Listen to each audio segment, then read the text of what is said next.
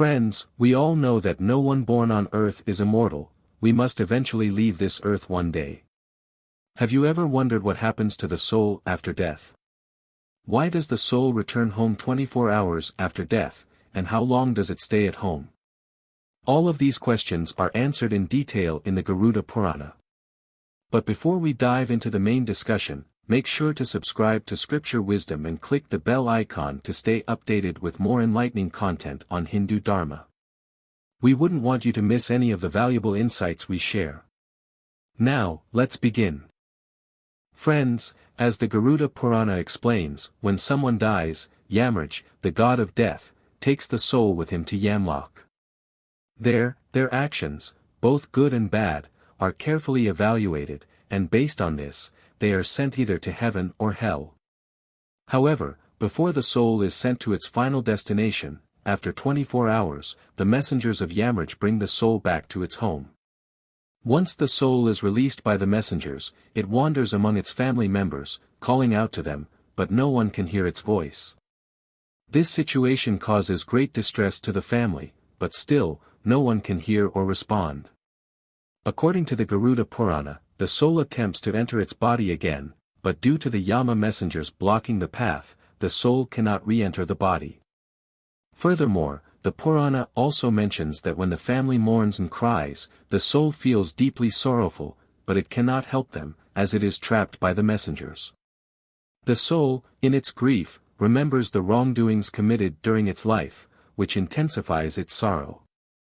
The messengers of Yamraj eventually return to take the soul, but when they see that it is weak and unable to make the journey, they allow the soul to wander. It remains hungry, thirsty, and lost, unable to communicate with anyone due to not having a physical form.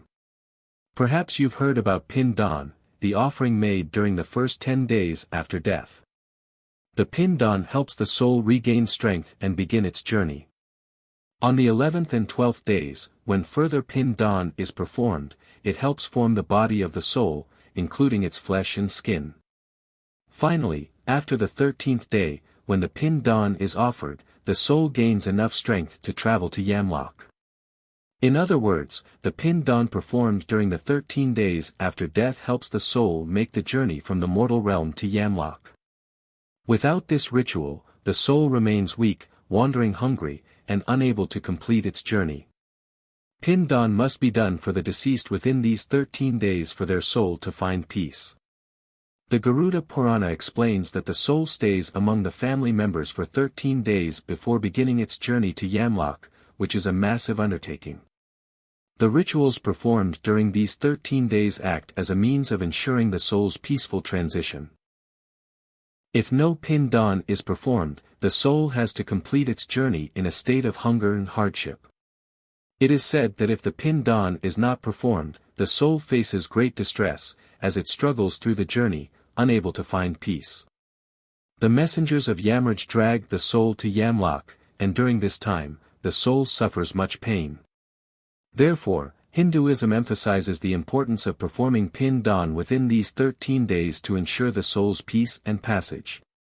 According to the Garuda Purana, every deceased soul must have Daan performed regularly for 13 days. If a family fails to perform this ritual, the soul may face hardships while traveling to Yamlok.